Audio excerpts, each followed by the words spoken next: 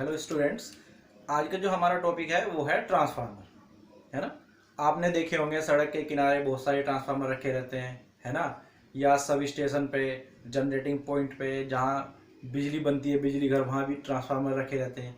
और उनका काम क्या होता है, क्या काम करते हैं वो करते हैं। देखो, जैसे हमने बिजली बनाई तो वो उसकी वोल्टेज होती है लो, और अगर हमें उसे एक जगह से दूसरी जगह पहुंचाना हो, यानी उसे ट्रांसमिशन करना हो एक जगह से दूसरी जगह, तो लो वोल्टेज के कारण क्या होगा, एक तो उसमें जो लॉस होते हैं वो इतने होंगे कि भाई अगर एक पॉइंट से स्टार्ट होगे दूसरी पॉइंट पे पहुंचते हुए उसकी वैल्यू बहुत कम हो जाएगी।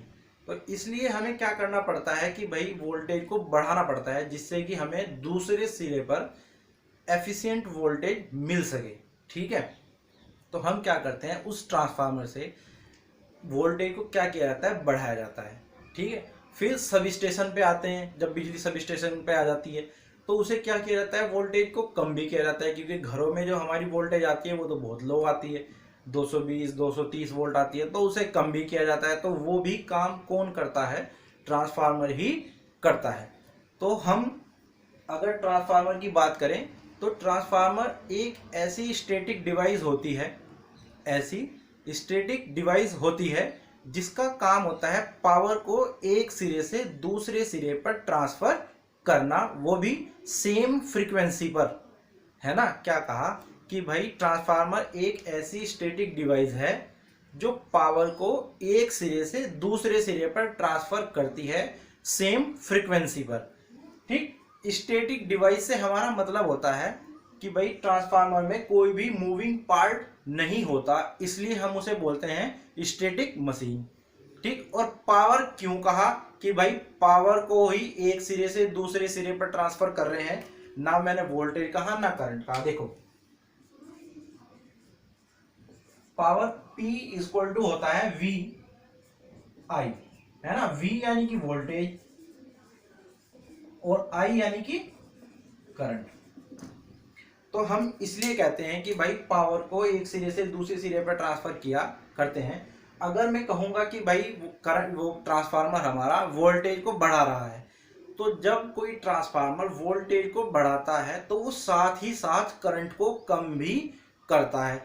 और अगर मैं ये कहता हूं कि कोई ट्रांसफार्मर वोल्टेज को कम कर रहा है तो वो साथ ही साथ करंट को बढ़ाता भी है। यानी कि अगर कोई ट्रांसफार्मर एक यूनिट को कम कर रहा है तो वो दूसरी को क्या करता है, बढ़ाता है। क्यों?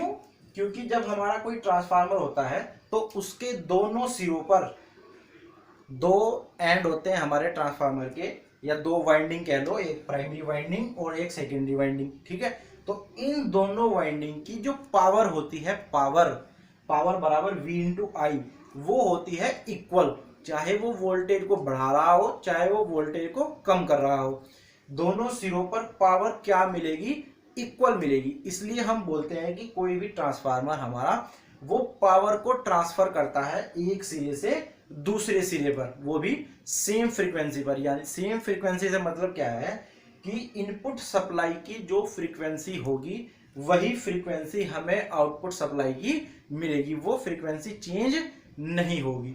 ठीक है, तो यहां बात समझ आई कि भाई हम पावर क्यों कहते हैं। पावर इसलिए कहा जाता है क्योंकि पावर में वोल्टेज भी आ गई और करंट भी आ गई, तो इसलिए हम क्या कहते हैं, पावर कहते हैं, ना कि वोल्टेज और करंट। ठीक, कि भाई एक ऐसी स्टैटिक डिवाइस है जो पावर को एक सिरे से दूसरे सिरे पे क्या करता है, ट्रांसफर करता है। ठीक, अब देखो ये है एक हमारा इसका छोटा सा एक कह लो सर्किट डायग्राम कह लो, या एक ट्रांसफर का डायग्राम कह लो। तो इसमें मैंने आपको दिखाया है कि दो वाइंडिंग होती है हमारी, प्राइमरी वाइंडिंग, ये सेकेंडरी वाइंडिंग। ठीक है, दो वाइंडिंग होती है। दूसरा ये आप देख रहे होंगे, ये इसे बोलते हैं क्या, लेमिनेटेड कोर, और इसका नाम क्या होता है, पूरा नाम है silicon steel laminated core. Silicon steel laminated core का काम होता है जो प्राइमरी वाइंडिंग में फ्लक्स बना उस फ्लक्स को सेकेंडरी वाइंडिंग तक पहुंचाना। यानी कि ये एक तरीके का रास्ते की तरह काम करता है, किसके लिए, फ्लक्स के लिए। क्या कहा कि ये जो हमारी लेमिनेटेड कोर होती है इसका काम होता है फ्लक्स को प्राइमरी वाइंडिंग से दूसरी सेकेंडरी वाइंडिंग तक ले जाना, यानी कि एक तरीके का रास्ता है ना। और ये जो पाथ होता है, जो रास्ता होता है, ये फ्लक्स का सिंबल है फाई, ये फ्लक्स को ले जाने का काम करता है। और इस रास्ते का जो है जो रिलक्टेंस होता है, रिलक्टेंस वो होता है लो, यानी कि ये पाथ लो रिलक्टेंस का पाथ होता है। रिलक्टेंस मतलब जैसे आपने रेजिस्टेंस पढ़ा है, रेजिस्टेंस हम पढ़ते हैं करंट के लिए, इसी तरह रिलक्टेंस भी एक रेजिस्टेंस है, लेकिन किसके लिए? मैग्नेटिक फ्लक्स के लिए। यानी कि मैग्नेटिक फ्लक्स का जो अपोज करता है वो कौन करता है? रिलक्टेंस करता है। ठीक, इसलिए इस रास्ते का रिलक्टेंस हम लो रखते हैं, इसलिए हम इसे बोलते हैं कि जो फ्लक्स, ये जो कोर है हमारी लैमिनेटेड कोर, इसका जो रिलक्टेंस होता है वो लो रिलक्टेंस होता है। ठीक, अब ये जो कोर होती है लैमिनेटेड कोर, ये किस किस की बनी हुई है? इसका मैंने देखो पूरा नाम लिखा हुआ है यहाँ पे, silicon steel laminated core, steel की बनी हुई है। उसमें क्या मिला हुआ है? सिलिकॉन। सिलिकॉन क्यों मिलाया जाता है? ट्रांसफार्मर में लॉस होते हैं, और उस लॉस में से एक लॉस होता है हिस्टेरिसिस लॉस। उस हिस्टेरिसिस लॉस को कम करने के लिए हम क्या मिलाते हैं? सिलिकॉन। दूसरी बात, लेमिनेटेड, इसे लेमिनेटेड भी किया जाता है, यानी कि जो स्टील की हमारी स्ट्रिप होती हैं उनके ऊपर एक वार्निश की पतली लेयर चढ़ा के रखते हैं। उस लेयर को चढ़ाने का मकसद होता है जो एडी करंट लॉस होते हैं, ये भी ट्रांसफार्मर में होने वाले लॉस में से एक है एडी करंट लॉस। उस एडी करंट लॉस को कम करने के लिए क्या की जाती है? लेमिनेशन की जाती है।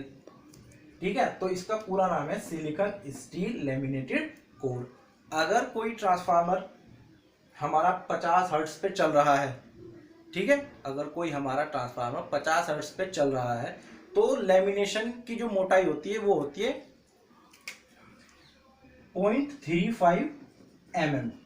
ठीक है, और जो उसमें सिलिकॉन मिलाया जाता है वो मिलाया जाता है 3 से 4% केवल। ठीक, तो इसमें कितनी वाइंडिंग होती है? 2 वाइंडिंग होती है, एक प्राइमरी वाइंडिंग, एक सेकेंडरी वाइंडिंग।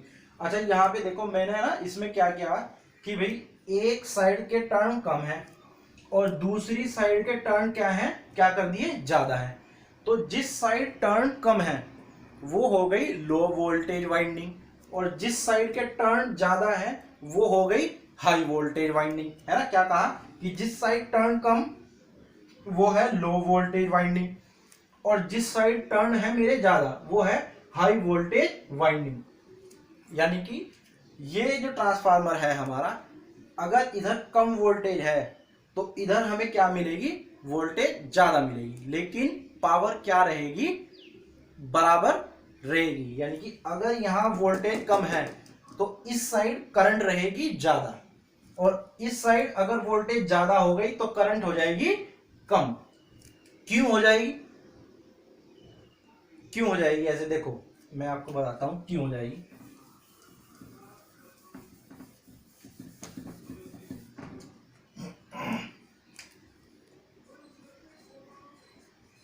ये मैंने लिखा 100 इक्वल्स टू 100, सबको पता है 100 बराबर होगा 100 के।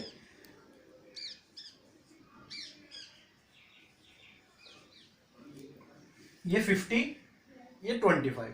अगर मैं 50 में किस चीज की गुणा करूं कि 100 आ जाए, वो है 2। ठीक, और अगर मैं 25 में गुणा करूं कि 100 आ जाए तो वो होगा 4। तो अगर ये वोल्टेज है और ये करंट है, ये वोल्टेज है और ये करंट है, तो देखो क्या हुआ, जब वोल्टेज 50 थी तो करंट कितनी थी? 2 एम्पियर। और जब हमारी वो हमने क्या किया कि भाई वोल्टेज को घटा के 25 वोल्ट कर दिया, तो करंट क्या हो गई? अपने आप 4 एम्पियर हो गई। ऐसे ही सेम यहां होता है। देखो जैसे यहां टर्न कम है जिस वाइंडिंग के, तो यहां क्या होगा? वोल्टेज क्या रहेगी? कम रहेगी। ठीक, अब यहां टर्न बढ़ गए तो यहां वोल्टेज क्या हो गई? ज्यादा हो गई। यहां वोल्टेज क्या है? कम है, और यहां वोल्टेज क्या होगी? ज्यादा, क्योंकि यहां टर्न क्या हो गए? ज्यादा हो गए। अब देखो जब टर्न कम, तो यानी कि टर्न कम टर्न्स के लिए छोटा वायर चलेगा, और छोटा वायर जब होगा तो छोटे वायर का जो रेजिस्टेंस होगा वो क्या होगा? कम होगा। तो यानी कि इस साइड करंट की वैल्यू क्या होगी, ज्यादा होगी। और जब हम दूसरी साइड आएंगे तो यहाँ टर्न्स मैंने ज्यादा कर दिए, क्योंकि मुझे यहाँ क्या चाहिए, ज्यादा वोल्टेज चाहिए। जब तार हमारा लंबा हो गया, ज्यादा टर्न्स बनाने के लिए लंबे तार की आवश्यकता पड़ेगी, और जब लंबा तार हो जाएगा तो उसका रेजिस्टेंस भी क्या हो जाएगा, ज्यादा हो जाएगा। और जब रेजिस्टेंस ज्यादा हो जाएगा तो करंट की वैल्यू क्या हो जाएगी, कम हो जाएगी, है ना। तो इस तरह हम कह सकते हैं कि अगर कोई ट्रांसफार्मर वोल्टेज बढ़ा रहा है तो किसे कम कर रहा है, करंट को, और अगर करंट को कम कर रहा है तो किसे बढ़ा रहा है, वोल्टेज को। ठीक है भाई, ठीक।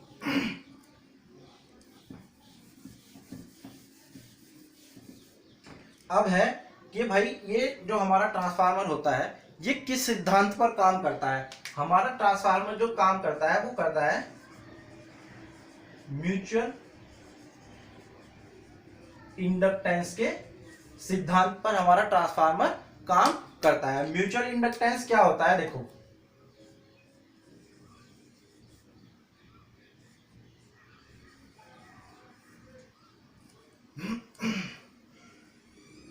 ये दो वाइंडिंग रखी है पास पास, ठीक है, ये दो वाइंडिंग रखी है, और अगर मैं पहली वाइंडिंग में करंट प्रवाहित कर दूं, वो भी एसी करंट, जो लगातार समय के साथ परिवर्तन जिसमें होता रहता है ना, जो परिवर्तित होता रहता है। अगर मैं प्राइमरी वाइंडिंग में करंट प्रवाहित कर दूं तो इसमें करंट प्रवाहित करने के कारण सेकेंडरी वाइंडिंग में ईएमएफ इंड्यूस हो जाए। क्या कहा कि प्राइमरी वाइंडिंग में करंट फ्लो करने के कारण सेकेंडरी वाइंडिंग में ईएमएफ इंड्यूस हो जाए, इसे बोलते हैं म्यूचुअल इंडक्टेंस। यानी कि पहली वाइंडिंग के साथ हो जो हो, और सेकेंडरी वाइंडिंग में भी ईएमएफ अपने आप इंड्यूस होना स्टार्ट हो जाए, यह नियम कहलाता है हमारा म्यूचुअल इंडक्टेंस, है ना। अब ये ट्रांसफार्मर में कैसे काम करता है, देखो ये प्राइमरी वाइंडिंग हो गई, ये सेकेंडरी होगी। अगर प्राइमरी वाइंडिंग में मैं सप्लाई कनेक्ट करता हूं, कौन सी सप्लाई, एसी, ठीक, तो इसमें एक फ्लक्स क्या होगा, जनरेट होगा। क्यों, जब मैंने इसमें करंट सप्लाई लगा दी तो इसमें करंट फ्लो होगा, और उस करंट फ्लो होने के कारण इसमें क्या बन जाएगा, एक फ्लक्स बनेगा, और वह फ्लक्स यहां से लैमिनेटेड कोर से होता हुआ सेकेंडरी वाइंडिंग में जाएगा और इससे कनेक्ट होगा। और चूंकि सप्लाई एसी है और यहाँ करंट लगातार परिवर्तित हो रही है, इसलिए जो सेकेंडरी वाइंडिंग में फ्लक्स कनेक्ट होगा, जो आएगा सेकेंडरी वाइंडिंग फ्लक्स, वो भी लगातार चेंज होगा, और सेकेंडरी वाइंडिंग में फ्लक्स चेंज होने के कारण इसमें एक ईएमएफ इंड्यूस हो जाएगा। यही नियम कहलाता है हमारा म्यूचुअल इंडक्टेंस का नियम, और इसी सिद्धांत पर हमारा ट्रांसफार्मर क्या करता है, काम करता है। क्या क्या क्या बताया कि भाई प्राइमरी वाइंडिंग में जब हम एसी करंट लगाते हैं, सप्लाई से कनेक्ट कर दिया, तो इसमें करंट प्रवाहित होनी स्टार्ट हो गई, एक करंट फ्लो होना स्टार्ट हो गया। उस करंट फ्लो होने के कारण इसमें एक फ्लक्स बनेगा प्राइमरी वाइंडिंग में, वह फ्लक्स जाएगा सेकेंडरी वाइंडिंग से कनेक्ट हो जाएगा, इस लैमिनेटेड कोर से होता हुआ सेकेंडरी वाइंडिंग में कनेक्ट हो जाएगा फ्लक्स। अब चूंकि प्राइमरी वाइंडिंग में जो करंट फ्लो हो रही है वो है एसी, और एसी करंट समय के साथ लगातार परिवर्तित होती रहती है, तो उससे बनने वाला फ्लक्स भी चेंज होगा। और जो सेकेंडरी वाइंडिंग में फ्लक्स कनेक्ट हो रहा वो क्या है, एसी के द्वारा बनने वाला फ्लक्स, तो वो भी चेंज होगा, और उस फ्लक्स के चेंज होने के कारण सेकेंडरी वाइंडिंग में एक ईएमएफ इंड्यूस हो जाएगा, और यही नियम हमारा कहलाता है म्यूचुअल इंडक्टेंस का नियम। और इसी सिद्धांत पर हमारा ट्रांसफार्मर क्या करता है, काम करता है। ठीक, ये था आपका ट्रांसफार्मर के बारे में आज पहला लेक्चर। अगर आपको ये समझ आ गया तो बहुत अच्छी बात है, लेकिन अगर आपको इसमें कुछ भी समझ में नहीं आया है तो आप कमेंट बॉक्स में बता दीजिए, या डायरेक्ट व्हाट्सएप कर सकते हैं, ठीक है। और अगर कुछ भी इसमें आपको लगा हो कि कुछ छूट गया है, वैसे अभी इसके जो और नेक्स्ट लेक्चर आएंगे उसमें मैं आपको बताऊंगा कि कैसे ये जो है वोल्टेज हमारी पावर सेम रहती है, और कैसे वोल्टेज अगर ये बढ़ा रहा है तो करंट को कैसे कम कर रहा है, ये सारा इसके साथ आएगा। क्योंकि अगर एक साथ मैं आपको सब बता दूंगा तो वीडियो भी काफ़ी बड़ी हो जाएगी और आपको कुछ समझ भी नहीं आएगा, इसलिए स्टेप बाय स्टेप चलेंगे, ठीक है। अगर इसमें कुछ समझ में नहीं आया होगा तो वो आप मुझे बता देना, ठीक है। Thank you.